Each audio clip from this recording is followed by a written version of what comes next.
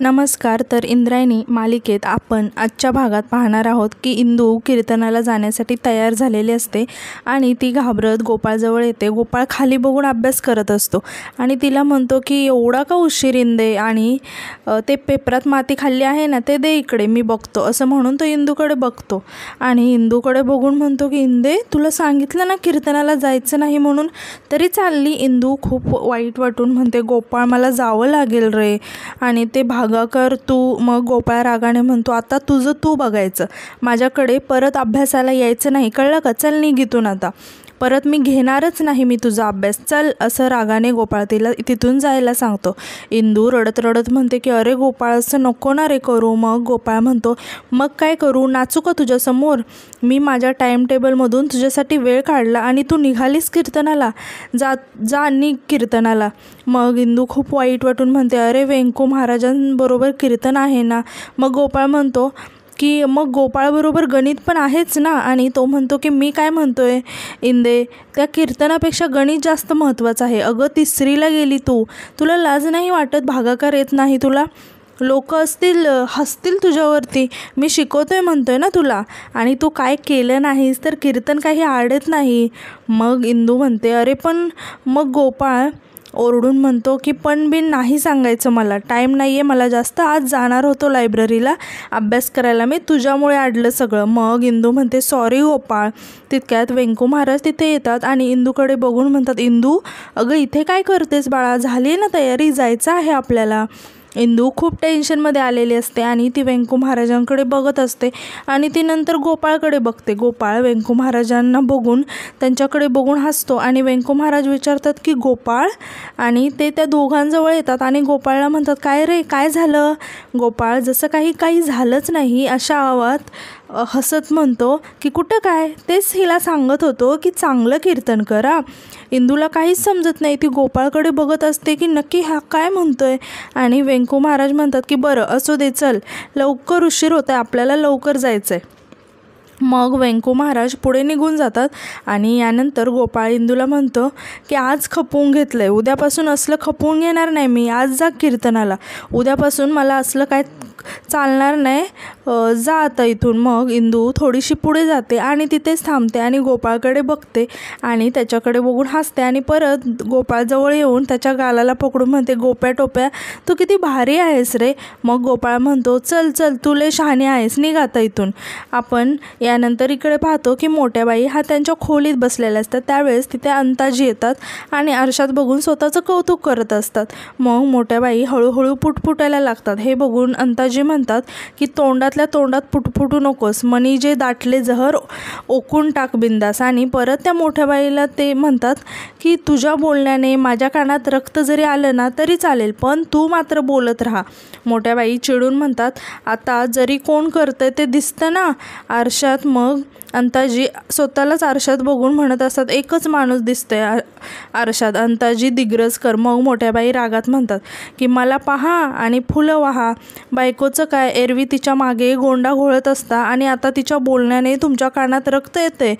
मग अंताजी म्हणतात की हे बघ, तू ना किरकिर करू नको, चेहरा नको पाडूस, हस, म्हणजे तू हसलीस ना की माझा डाव लागणार. मग मोठ्या बाई ओरडून म्हणतात की इथं माझा डाव उधळला आहे आणि तुम्हाला तुमच्या डावाचं पडलं आहे.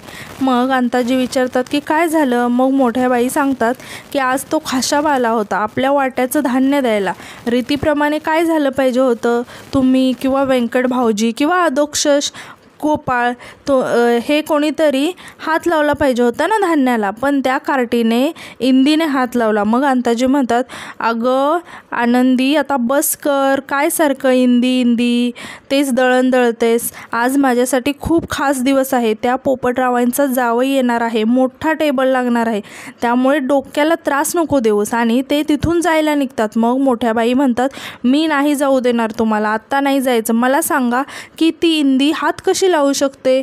मग अंताजी म्हणतात की मला नाही फरक पडत असल्याने. मोठ्या बाई म्हणतात की मला तरी फरक पडतो ना, तुम्ही आत्ताच्या आत्ता जा आणि व्यंकट भाऊजींना जाब विचारा. अंताजी म्हणतात रागाने, अगं मरू दे ते धान्य. मग मोठ्या बाई म्हणतात अहो मरू दे कसं, आपलं धान्य आहे ते. अंताजी म्हणतात ते धान्य जाळून टाक, मग जाळून टाक ते धान्य, मला नाही फरक पडत, सारखं धान्य धान्य. आणि असं म्हणून ते रागाने तिथून निघून जातात. आता यानंतर आपण पाहतो की अंताजी गोपाळकडे येतात आणि म्हणतात की गोपाळ शेठ येतोस का काका बरोबर? गोपाळ विचारतो पण कुठे जायचं आहे? मग अंताजी म्हणतात की हे बघ चल, म्हणलं की चालायचं, उघड नसते प्रश्न नाही विचारायचे, आपल्याला आपल्या दोस्तांकडे जायचं आहे. मग गोपाळ म्हणतो दोस्तांकडे? अरे आलो असतो, अभ्यास बघ ना किती राहिलाय. मग अंताजी म्हणतात की नाही नाही अभ्यास कर रे बाबा, ते महत्त्वाचं आहे. बरं बेस्ट लक तरी म्हण ना मला. मग गोपाळ बेस्ट लक म्हणतो. मग अंताजी म्हणतात की आत्ता आली बघ एनर्जी, आणि ते आनंदाने तिथून निघून जातात. इकडे मोठ्या बाई विचार करत बसलेल्या असतात आणि त्यांना आठवत असतं की व्यंकू महाराज म्हणाले होते की आलेल्या धान्यांना जमिनीच्या वारसदारांनी हात लावायचा असतो, ही आपली रीत आहे. आणि ते इंद्रायणीला म्हणतात इंद्रायणी आता हात जोड आणि डोळे मिटून विठुरायांचे स्मरण कर. परत त्यांना आठवतं की यानंतर अंताजी म्हणले होते की लावू दे हात, मला नाही फरक पडत, जाळून टाकते धान्य. मग मोठ्या बाई चुलीकडे बघतात, चुलीतलं जळतं लाकूड त्या घेतात आणि कोठी घरात जाऊन धान्याच्या पोत्यांना आग लावतात आणि आग लावून खुश होऊन हसायला लागतात. आता यानंतर आपण इकडे पाहतो की व्यंकू महाराजांनी इंदू कीर्तनाला आलेले असतात आणि त्यांचं कीर्तन सुरू असतं.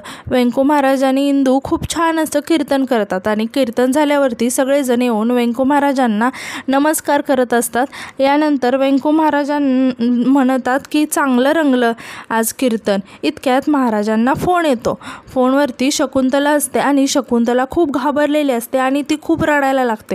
व्यंकू महाराज शकुंतलाला विचारतात की शकुंतला अगं काय झालं रडायला? शकुंतला अगं शांत हो, तू अशी रडत राहिली तर काय झालं कसं कळणार मला? पण शकुंतला मात्र खूप रडत असते. व्यंकू महाराज विचारतात की मला सांग घरातली सगळी मुलं बरी आहेत ना, म्हणजे नारायणी, आदू, गोपाळ बरे आहेत ना सगळे?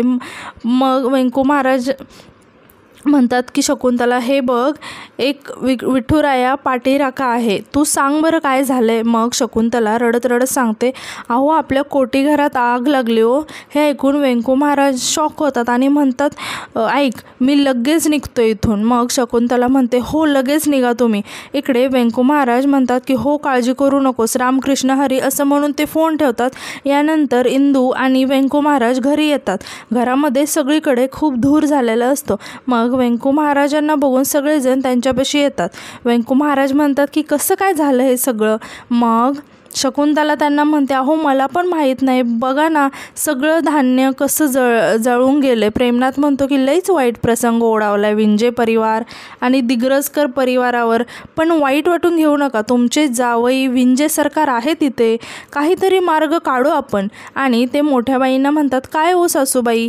मग मोठ्या बाई म्हणतात हो तुम्हीच करू शकता हे. मग प्रेमनाथ म्हणतो पण शॉर्ट सर्किट असं काय झालं नाही? आणि ते मोठ्या बाईंकडे बघून म्हणतात की स्वतःहून आग लागलीच कशी? आणि परत म्हणतात की नाही म्हणजे आपल्या सगळ्यांचं सगळं माहीत असतं पण हे काही माहीत झालं नाही बघा. मग शकुंतला म्हणते की अहो जावई बापू मी रात्रीच्या वेळेस लाईट दिवे सगळं बंद करते, पण माहीत नाही हे माझ्यामुळं झालं, सगळं मीच जबाबदार आहे या सगळ्यांना. मोठ्या बाई म्हणतात अगं शकुंतला बास की आता, एखाद्या गोष्टीचं किती हे करणार तुम्ही, किती बोलताय, झालं ना. आणि बाई तुझा दोष काही नाही आहे याच्यामध्ये, तू काही नाही केलं. आता जिचा हातगुण जिच्याबद्दल बोलायचं पण नाही तिच्याबद्दल कोण काय बोलणार, कुणाच्यात हिंमतच नाही बोलायला. इकडे व्यंकू महाराज थोडासा संशय येतो आणि मग यानंतर प्रेमनाथ म्हणतो की सासूबाई कोणाबद्दल बोलताय तुम्ही? मग मोठ्या बाई म्हणतात जिचं मला नाव पण घ्यायचं नाही तिच्याबद्दल. आणि त्या खोकत खोकत बाहेर येतात. व्यंकू महाराजसुद्धा त्यांच्या पाठीपाठी तिकडे येतात आणि म्हणतात की काय बोललात तुम्ही आतमध्ये? मग मोठ्या बाई म्हणतात मी तुम्हाला हो तुम्हीच तर व्यंकू महाराज म्हणतात की हो तुम्हीच. मग यावर मोठ्या बाई म्हणतात की कुठे काय मी काय बोलली? व्यंकट महाराज उगीच माझ्यावरती भलते आरोप नका करू, आधीच सांगून ठेवते. व्यंकू महाराज म्हणतात की भलते आरोप. यानंतर सगळेजण बाहेर येतात. व्यंकू महाराज मोठ्या बाईंना म्हणतात की अहो मी स्वतःच्या कानाने ऐकले तुम्ही काय बोललात ते. मग मोठ्या बाई म्हणतात की अच्छा ऐकलं म्हणजे तुम्ही. मग वेंकू महाराज म्हणतात हो वहिनी, तुमच्या मनात जे काही खदखदते ना एकदाच मोकळं करून टाका, बोला तुम्ही. मग मोठ्या बाई म्हणतात हे चांगलं आहे तुमचं व्यंकट भाऊजी, नाही मला सगळ्यांसमोर बोलायला लावायचं आणि नंतर म्हणायचं वहिनी कशा वला बोलतात, मला उगीच उकिरडा उकरायला लावू नका. मग वेंकू महाराज म्हणतात वहिनी तुम्ही बोला, हो बोला, स्पष्टच बोला, एकदा आम्हाला सुद्धा जे काही आहे ना कळून जाऊ द्या. मग यानंतर मोठ्या बाई म्हणतात की बघा तुम्ही सांगताय म्हणून बोलते मी. तुम्ही मला सांगा की आत्तापर्यंत दिग्रजकरांच्या घरात असं काही घडलं होतं का? आत्तापर्यंत दर राशीला धान्य येतं, आपल्या घरातील कोणीतरी वारसदार त्या धान्याला हात लावतात, कधी कधी तुम्ही हात लावतात, कधी आमचे हे हात लावतात, कधी अधोक्षज आणि कधी गोपाळ, बरोबर? यंदाच्या वर्षी कोणी हात लावला? वेंकू महाराज म्हणतात की कोणी लावला? मोठ्याबाई म्हणतात अच्छा मी सांगायचं आहे, हे सांगते. आणि ते इंदूला हाताला धरून खेचतात आणि म्हणतात की या पोरीने हात लावला. मग वेंकू महाराज म्हणतात की लावला ना, मग काय झालं? मग मोठ्याबाई म्हणतात आता जिने हात लावला तिचा हातगुण कसा असणार हे तुम्हाला कळलं असेलच. हे सगळं ऐकून इंदूला खूप वाईट वाटत असतं. मग मोठ्याबाई म्हणतात की अहो ज्या दिवशी धान्य आलं त्याच दिवशी स्वाहा झालं, माझ्या पोरांच्या तोंडचा घास ओढला गेला, हिनं जन्माला आल्या आल्या स्वतःच्या आईबापाला खाल्लं, तिचा हात कसा असणार आहे हे आता मी सांगायला नको. हे ऐकून इंदू खूप रडत असते.